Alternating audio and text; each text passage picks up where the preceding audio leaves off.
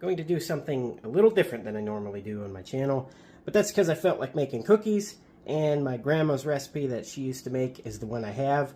It's probably not anything super special in terms of a brand new cookie you've never had, but these are oatmeal cookies. I felt like making them, and I felt like sharing my grandma's recipe because it's what I grew up with. So I will put the ingredients and everything you need in the description, as well as go through it in the video.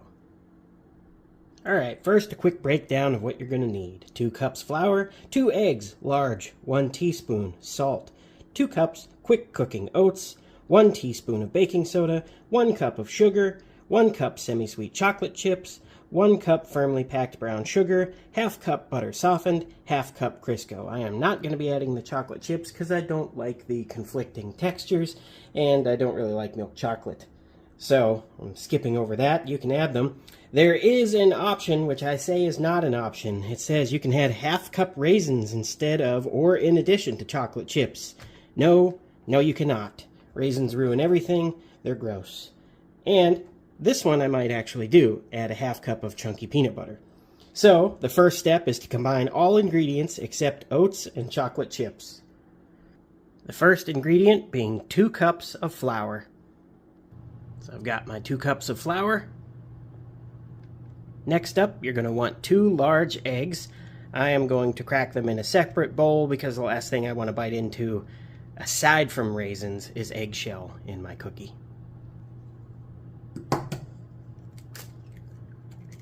Yeah, 1.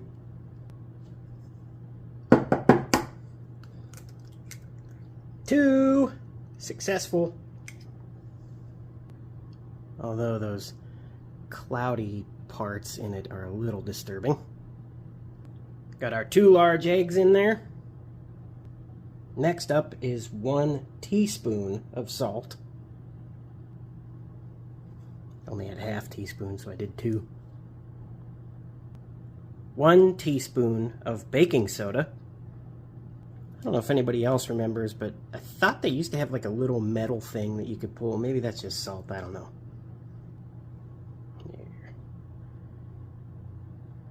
Next up is 1 cup sugar. Wow, I had exactly a cup left in there. And like the teaspoon, I only have the ½ 1 cup firmly packed brown sugar.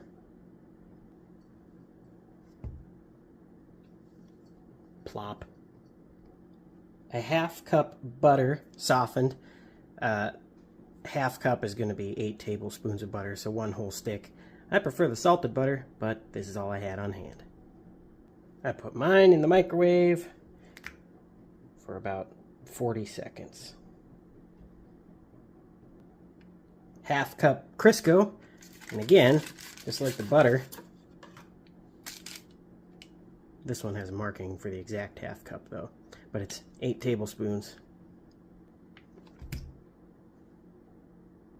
Now for step 2 of the process. Blend with a wooden spoon. This is not a spoon. This is more like an...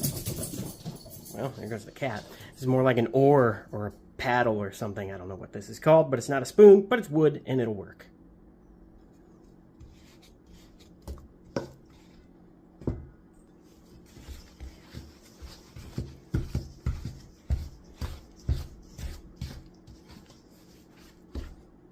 Is the wooden spoon really necessary? You gotta do the cooking by the book. You know you can't be lazy. Alright, that's what I'm doing for now. It's gonna get some more stirring once the next part happens, but that is gonna be step 2. Blend with a wooden spoon.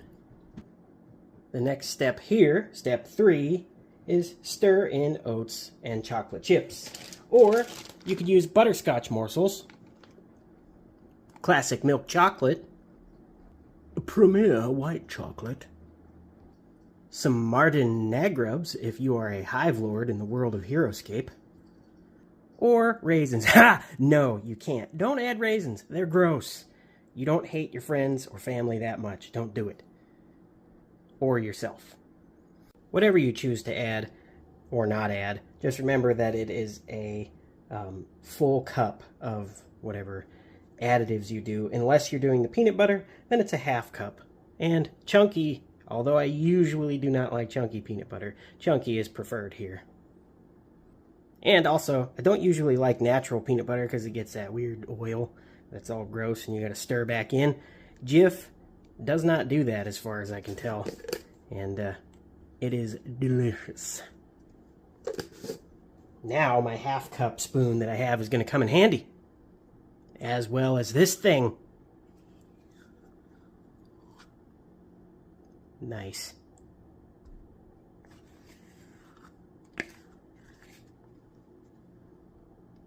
Next up, 2 cups of quick cook oats. And they gotta be stirred. Again, the wooden spoon. Here we go again. If there's one thing I know, it's that taking shortcuts isn't the way to do this. Now, at this point, take a little pride that you took every step properly, because that was step 3. Now on to step 4. If desired, chill dough for easier handling, about a half an hour. Next up is moving your ice blue raspberry lemonade Kool-Aid out of the way so you have shelf space for the dough. Now, how you spend your half hour waiting for the dough to chill is up to you, but you can just do anything pretty much. Anything to take up that time. While this is merely a virtual representation of the beast, be reminded that what is actually capable of most feats demonstrated here. Another example of Hulk's immense strength. He seems capable of picking up virtually any object in his path. Approach any object and press the grab throw control to lift it.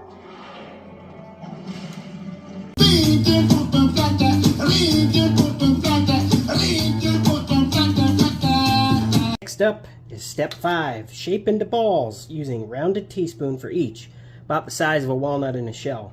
I am going to combine that with step 6, which is place balls of dough on an ungreased cookie sheet about 2 inches apart. I don't really have an ungreased cookie sheet, I have this pan. But we have that. Does this not lock? Well, this gag's wasted. And so is my ability to be consistent. But you can just do all of this at once, which brings you in to step 7. And we're going to call this step 6.5. I should have put it at the beginning of the video, or just generally had the common sense to preheat the oven to 375 degrees, so this process does not take as long.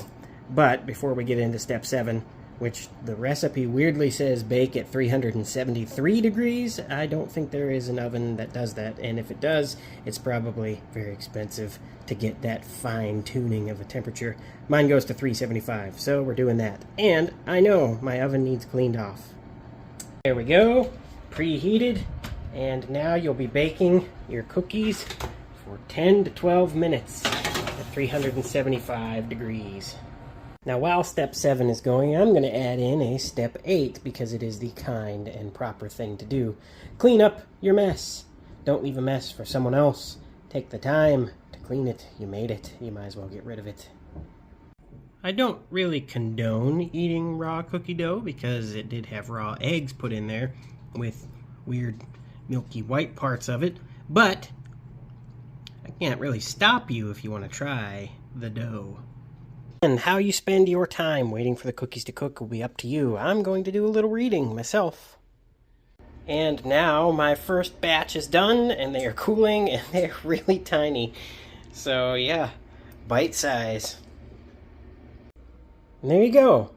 After some time, roughly an hour and a half or so for me, because I didn't preheat my oven or do things properly, got some oatmeal cookies. So, hope you enjoy them. Don't forget to share them with family, share them with friends, and if you made them with raisins, give them to somebody that you say, I like you, but a little bit less than the people that got the ones without raisins.